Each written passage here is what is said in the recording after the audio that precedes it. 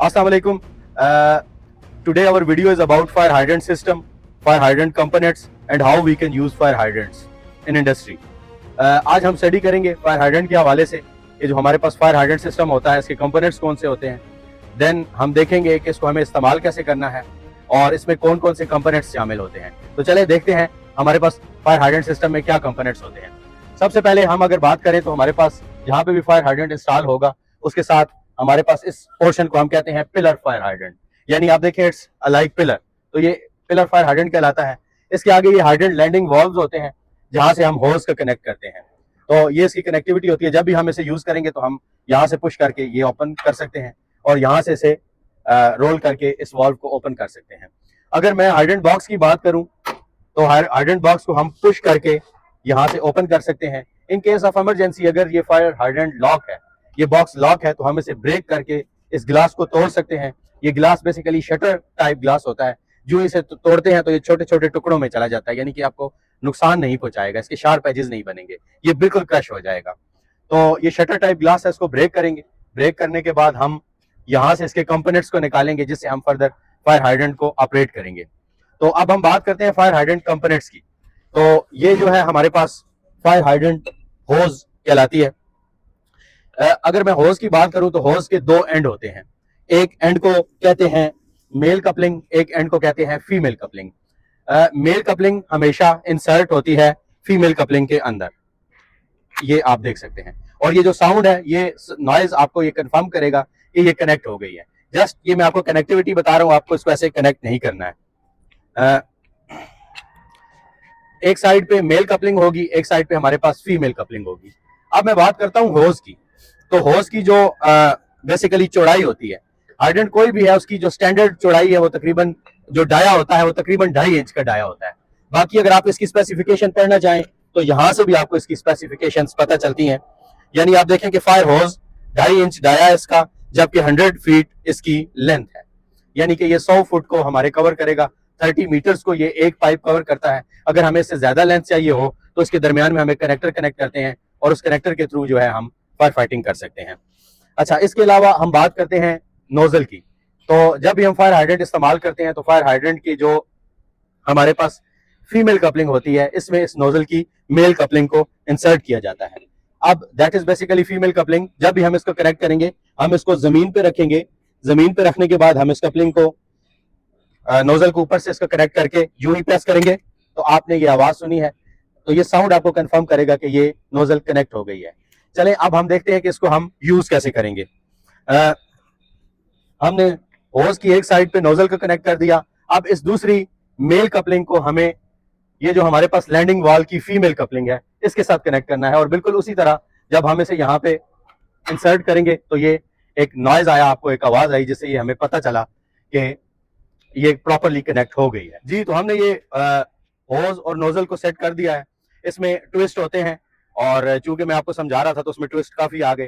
तो उस ट्विस्ट को कवर करने का ये तरीका होता है कि सेंटर से एक बंदा होज को लेके आगे जाता है और दूसरा बंदा उन ट्विस्ट को खत्म करते हुए, भागते हुए इमरजेंसी में दोनों पांव होज के नीचे रख के ट्विस्ट को खत्म करके आगे की तरफ आता है। Now everything is set. 100 feet हमारी जो होज है ये सेट हो गई है, आगे नोजल कनेक्ट है। अभी इसको हमें कैरी कैसे करना है ड्यूरिंग फायर फाइटिंग, ये हम आपको बताएंगे। तो ये हमारी नोजल है। नोजल को आपने क्या करना है कि अपने लेफ्ट हैंड से पकड़ना है। एक पांव आपका आगे स्ट्रेट पोजीशन में और दूसरा पांव आपका तिरछी पोजीशन में होना चाहिए। लेफ्ट हैंड से आपने नोजल के जो टॉप पोर्शन है या निप पॉइंट है उससे, उसके बैक साइड से पकड़ना है और दूसरे हाथ को अपने राइट हैंड को नीचे से घुमा के आपको यहां से सपोर्ट देना है। अब चूंकि प्रेशर ज्यादा होता है, 9 बार प्लस प्रेशर होता है फायर फाइटिंग लाइन में, तो आपको ऑब्वियसली सपोर्ट चाहिए, क्योंकि ये नोजल इटसेल्फ हैजर्ड है। जब आप प्रेशर में से यूज करते हैं तो ये आपको भी लग सकती है। तो उसकी सपोर्ट के लिए आपका जो सेकंड पर्सन है वो टॉप से नोजल को पकड़ेगा, ये बैक से पांव को आपको सपोर्ट देगा। बैक साइड से देखें डबल सपोर्ट मिल रही है और इस तरह अब हम फायर फाइटिंग कर सकते हैं। अभी हम आपको बताते हैं हमें से इस्तेमाल कैसे करना है। क्योंकि हम 9 बार प्रेशर इस्तेमाल नहीं करेंगे, हम 9 बार से कम इस्तेमाल करेंगे। जस्ट हम आपको बताते हैं इसको ऑपरेट कैसे करना है।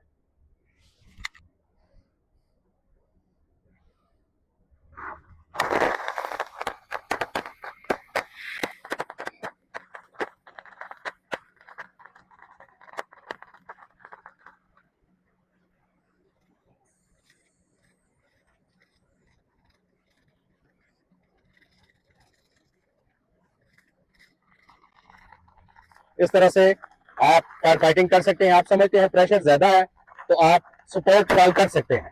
अभी प्रेशर बढ़ रहा है लाइन में, तो इस तरह से आप फायर फाइटिंग कर सकते हैं।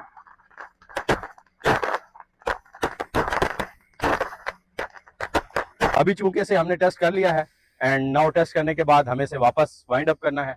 वाइंड अप करने के लिए जरूरी है कि आप होज को मुकम्मल तौर पे खाली कर लें और इस नोजल को उतार के होज को बिल्कुल डिस्चार्ज कर लें। नोजल को निकालने के बाद इस होज में जो पानी है उसे हमें मुकम्मल खाली करना है। करें ना जी, ये तरीका।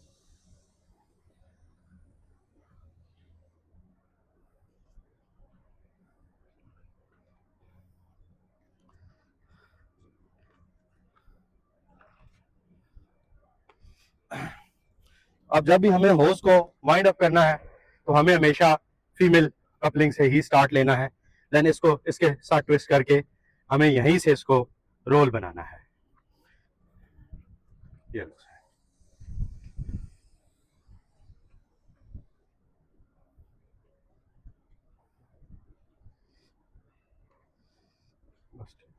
होप सो वीडियो आपके लिए बेनिफिशियल होगी और आपने इससे कुछ ना कुछ सीखा होगा। I am not a fire fighter, हम फायर मार्शल होते हैं। हमारा रोल यहाँ पे सेकेंडरी रोल होता है, हम सेफ्टी को देख रहे होते हैं। लेकिन जब भी फायर फाइटिंग टीम्स आती हैं तो हम उनको असिस्ट करते हैं।